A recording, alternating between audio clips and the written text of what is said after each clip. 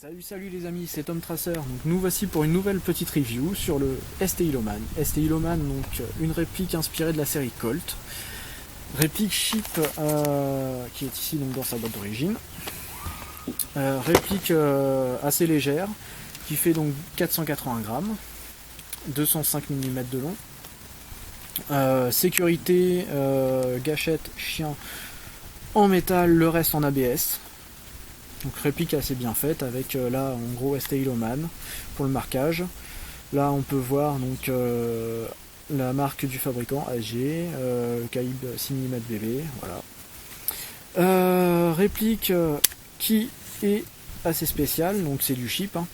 Le chargeur, enfin le réservoir à gaz est directement intégré à la réplique, donc en cas de fuite c'est la réplique entière qu'il faut changer. Le chargeur à billes c'est des chargettes, donc marqué pour 10 billes, mais on peut en mettre 14 en fait dedans.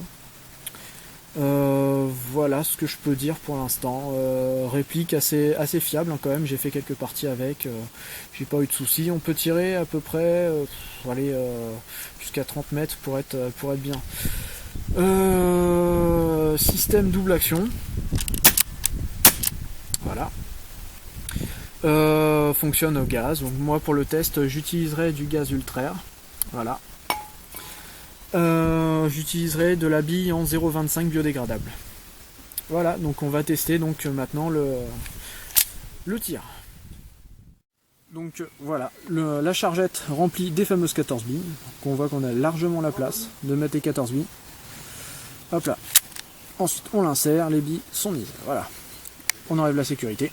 Et on est prêt pour le test de tir. Alors attention, quand on utilise la chargette, la petite tirette en plastique est assez fragile.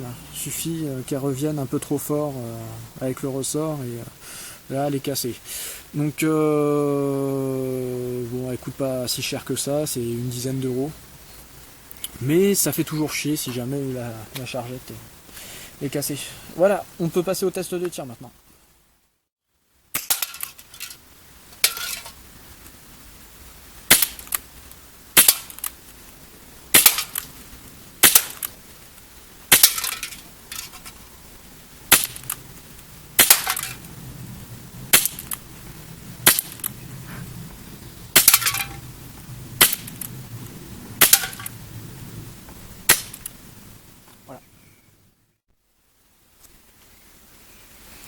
Donc voilà, donc on peut voir les résultats, tir à peu près à 12 mètres.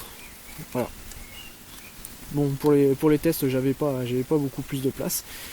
Enfin, plus de longueur pour le tir. Donc voilà, on peut voir qu'il est quand même assez précis pour la distance qu'on a. Bon, bien sûr, ça reste un chip. Donc, après, si on veut quelque chose un peu plus précis, un peu plus puissant, on met un peu plus que le prix pour acheter ça. La puissance, donc maxi 1 joule, ce qui reste quand même assez convenable pour une réplique de poing. Voilà, donc les amis, pour le prix de la réplique, faut compter une petite cinquantaine d'euros, voilà.